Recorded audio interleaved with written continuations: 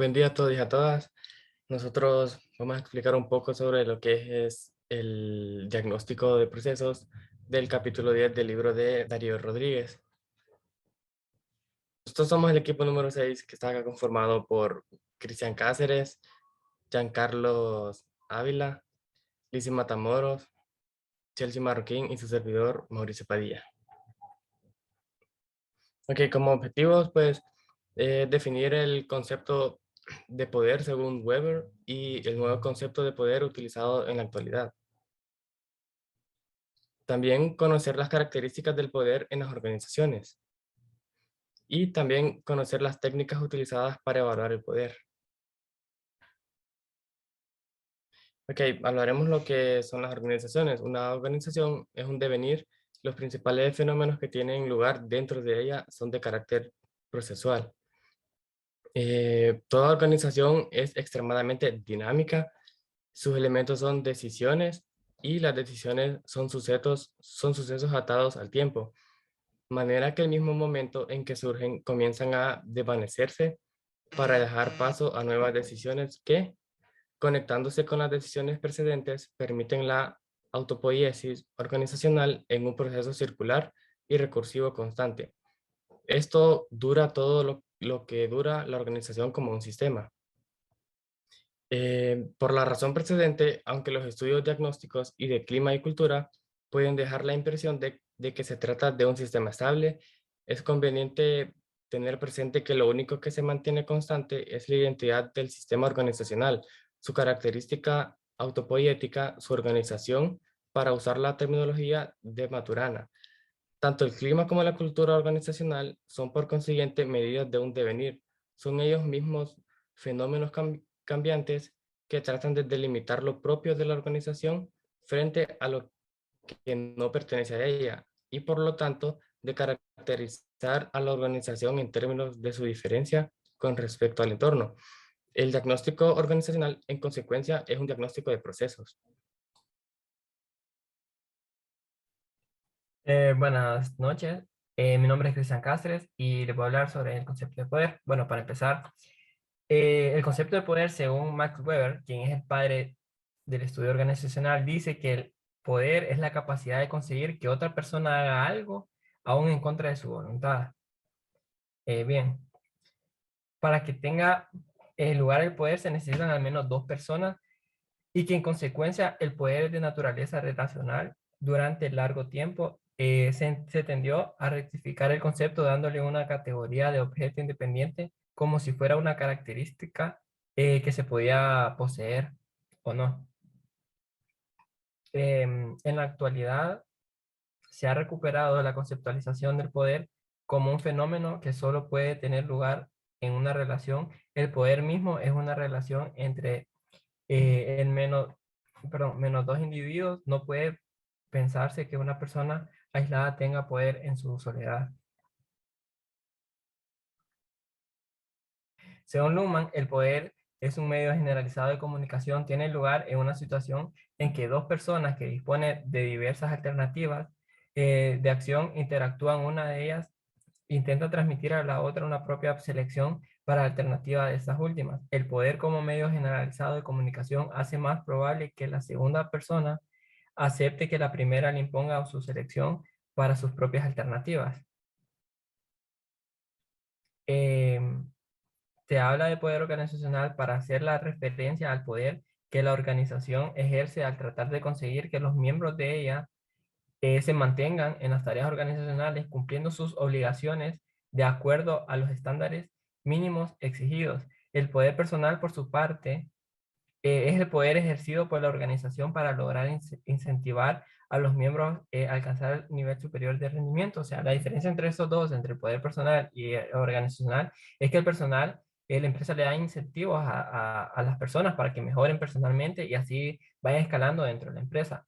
En cambio, el poder organizacional es una amenaza. O sea, si no se cumplen los objetivos, es un despido inminente. Entender la dinámica del proceso de poder que tiene en lugar en la organización. La séptima característica es el poder potencial solo será efectivo si las personas están dispuestas a asumirlo. Y luego podemos ir con la octava característica, que es que el poder que una persona ejerce puede variar de acuerdo a 3 dimensiones. La primera dimensión es el número de personas sometidas al poder de esta persona. La segunda dimensión es grado de influencia que tiene esta persona, o sea, el poderoso, sobre los demás. Y la tercera característica es el ámbito de influencia. Estas son las características que se pueden ver en una organización del poder. Hola, buen día. Mi nombre es Lizzy Matamoros y ahora vamos a abordar cuáles son las técnicas del diagnóstico del poder de las organizaciones. Entre ellas se pueden identificar 4. La primera es el examen del organigrama, en el que es conveniente tener presente que el poder es dinámico, que de tal modo que el organigrama solo debe ser tenido en cuenta como un elemento que permite la visión amplia de un momento de la vida de la organización. Además de esto, el organigrama solo da indicaciones respecto a las distribuciones del poder formal. No tiene nada relacionado con los estilos y las formas de ejercer el poder. También el estudio del organigrama puede arrojar señales importantes respecto a los bolsones de poder, centralización o grado de descentralización, tanto a nivel de la organización global como a nivel de los distintos departamentos. En el organigrama se pueden detectar aparentes anomalías que podrían estar indicando procesos de poder, tales como la ubicación de los mismos niveles en un mismo subsistema. Como lo observan en el diagrama, el orden jerárquico, primero encontramos la gerencia y las subdivisiones de ella, como la subgerencia de finanzas, subgerencia de producción, de comercialización y el departamento de personal. El estudio del organigrama debe ser hecho por el investigador y luego debe solicitar explicaciones o una contraparte de la parte organizacional con respecto a las dudas y para identificar las anomalías que se pueden presentar. También el examen del organigrama, en todo caso, solo permite recoger informaciones parciales y no totales de todo lo que se puede identificar en la organización. Tenemos también otra técnica que son los trabajos grupales. En esta se puede identificar el poder de la organización como un complemento en los grupos de trabajo. Se pueden también determinar estilos de poder que pueden ser habituales en diferentes organizaciones. Encontramos que este se puede llamar organigrama efectivo, que puede detectarse como autoridades oficiales, y también puede ser efectivo porque tiene algunas personas dentro de la organización que tienen como sus propios estilos de liderazgo. También encontramos la tercera técnica, que son las entrevistas individuales o grupales, en las que se solicitan a los entrevistadores que traten de caracterizar el estilo de autoridad según el puesto de trabajo en la organización que se encuentren. En estas entrevistas es importante determinar algunas preguntas como ¿de quién depende usted? ¿Le crea problemas una doble dependencia? O si existen dependencias inútiles o disfuncionales. En esta entrevista grupal, cuando la organización relativamente es pequeña, se pueden solicitar a los grupos que ellos mismos creen un sociograma en las que se puede distribuir el poder más fácilmente. Encontramos también la cuarta técnica, que son los cuestionarios, donde hay diferentes tipos de cuestionarios, pero la principal visión que tiene esta técnica es señalar cuáles son las características del poder en las organizaciones. También se pueden determinar algunos estilos frente a las autoridades dependientes, y también se puede crear un control vertical según el grado de autonomía de los grupos de trabajo y que tengan su propio control en las actividades que están desempeñando. Gracias. Bien, mi nombre es Chelsea Marroquín y además de los procesos que se han mencionado con anterioridad, en la organización hay lugar para varios otros procesos, y estos procesos pueden ser de toma de decisiones, comunicaciones, el conflicto, el cambio, etc. Todos ellos pueden ser diagnosticados siguiendo aproximadamente el mismo esquema diseñado, como las entrevistas individuales, las entrevistas grupales, los cuestionarios y los seminarios de diagnóstico.